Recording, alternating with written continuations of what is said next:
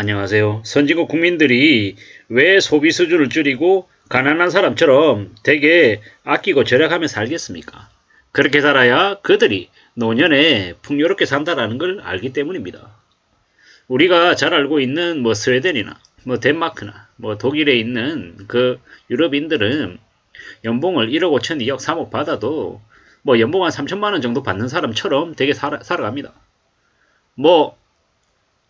회식을 하러 가서도 그냥 캔 맥주 한 캔, 아니면 맥주병 한 병, 이 정도로 그냥 얘기를 나누는 거지 술을 부어라 마시라 되게 그러지 않습니다. 상다리가 부러지게 되게 음식을 많이 차려놓고 이렇게 마구 먹는 그런 느낌이 아니라 정말 아주 간소하게 되게 조촐하게 식탁 위에 음식을 마련해놓고 딱 그것만 먹고 그냥 끝내버리는 거죠. 그래버리면 설거지하는 것도 적게 하는 거고 치우고 정리하고 하는데 들어가는 시간이나 비용도 절약이 되는 거고 음식물 쓰레기를 또 버려야 되는 그런 비용도 발생하지 않고 되게 각자 개개인들의 삶이 좀 군더더기가 좀 많이 사라지는 거죠. 과시하고 드러내고 뽐내는 이런 분위기가 아니라 좀 어떻습니까?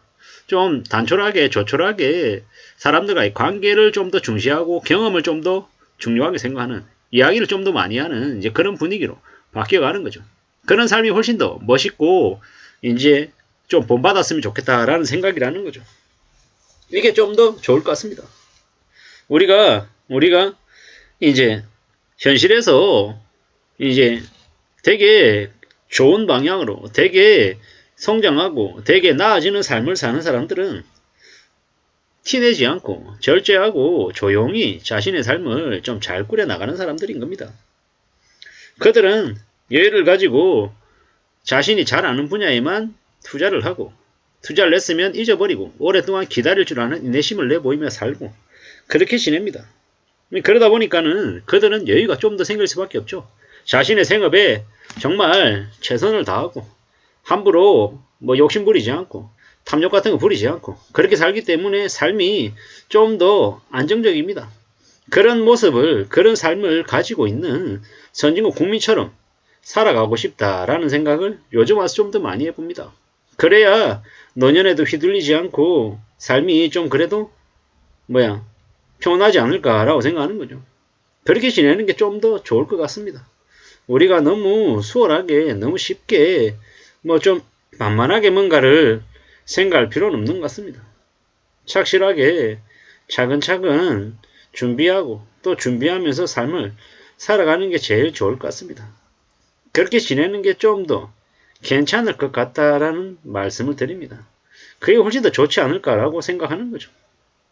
누가 뭐라 해도 우리는 살아가는 데 있어서 삶은 좀 소중한 거지 오락가락하고 왔다 갔다 하는 게 아니라는 거죠. 너무 소홀하게 너무 쉽게 뭔가를 생각하면 이제 그것 때문에 인생이 좀 많이 망가지는 것 같습니다. 우리는 절대로 빚지지 않는다라는 각오로 살아야 됩니다. 은행은 배당을 받고 이자를 받는 곳으로 생각해야 되지 은행에 돈을 빌려서 은행을 채권자로 만들고 은행에 돈을 빌린 채무자 신세가 되면 은행에 휘둘릴 수밖에 없다라는 겁니다. 그렇기 때문에 더욱더 좀 조심하며 살아야 되는 거죠. 20대에 30%가 소액 대출을 연체하고 있답니다. 부자되기, 파이어족 이런 거에 빠져가지고 까불어 대다가 저렇게 된 겁니다. 벤츠 타고 다니면서 현금은 없어가지고 벌벌 떠는 이제 한심한 모습인 거죠. 정신 차리고 차 없이 뚜벅이로 다니면서 지하철 타고 버스 타고 다니면서 실속 있게 자신의 건강을 차리며 사는 게 훨씬 더 나은데 그러지 않고 있다라는 겁니다. 그렇게 흥청망청거리고 살고 있고 나라에서는요. 윤석열이라고 하는 이가 그냥 돼지 마냥 술 처먹고 꼭 자기 같은 한심한 인간들을 국가의 요직에 앉혀서 나라를 지금 망쳐가고 있습니다. 나라가 더욱더 절망적으로 바뀌어가고 있는 겁니다. 비겁한 놈들이 나라를 통치하면서 더 망치고 있는 거죠. 우리는요 정말로 정신 차리고 살아야 됩니다. 영끌한 놈들은요 인생 끝장입니다. 그들은 죽을 때까지 빚쟁이의 신세를 벗어나지 못합니다. 앞으로 그들은 시중금리 10% 12%를 감당하며 지내야 됩니다. 고소득으로 돈 많이 벌던 이들이 이 대한민국에서 혜택을 받고 누리고 했던 이들이 고소득 중산층들이 되게 부자가 되겠다라고 까불어대면서 집을 여러 채를 샀습니다. 그들이 감당해야 될 그 무게, 부담이 얼마나 크겠습니까? 앞으로 꽤 충격적인 일들을 많이 맞이하게 될 겁니다. 수입차 끌고 다니고 오마카세 즐기고 여행 다니고 호캉스 다니고 까불어대다가 이제 와서 돈이 없다라고 얘기하니 좀 말이 안 되는 거죠. 우리는 꽤 우려스러운, 꽤 충격적인 일들을 아마 계속 겪게 될 것 같습니다. 2024년, 5년, 6년 이제 대공황 이후에 볼 수 없었던 엄청난 침체를 우리가 맞게 될 거라고 한답니다.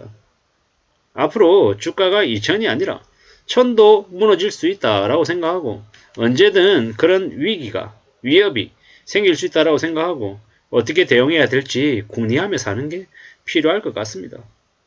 2024년에 이제 각종 이제 충격적인 일들이 서서히 드러날 것 같습니다. 2024년 말쯤 되면 심상치 않다라는 걸 사람들이 느끼겠죠. 2025년 되면 좀 더 심하게 느낄 거고. 그렇게 24년, 25년 시간이 지나면 지날수록 더 힘들어지고 더 어려워질 것 같습니다. 더 정신 차리고 더 조심하며 지내야 될 겁니다. 그렇게 생각해야 된다. 그렇게 살아야 된다. 라고 말씀을 좀 드리고 싶습니다. 참 막막하죠. 우리가 살아가는 삶이 얼마나 어려운지 못 모르고 그냥 까불어대던 이들은 여전히 이 자신이 잘 나가고 있고 잘 지내고 있고 괜찮은 것처럼 착각합니다. 근데 두고 보십시오. 얼마나 힘들고 어려운지. 꽤나 충격적인 상황들이 벌어지고 있는지를 잘 살펴야 됩니다. 앞으로 우리는 더 조심하고 더 염려하며 지내야 됩니다. 참 많은 생각들이 듭니다. 앞으로의 삶이 어떻게 될지.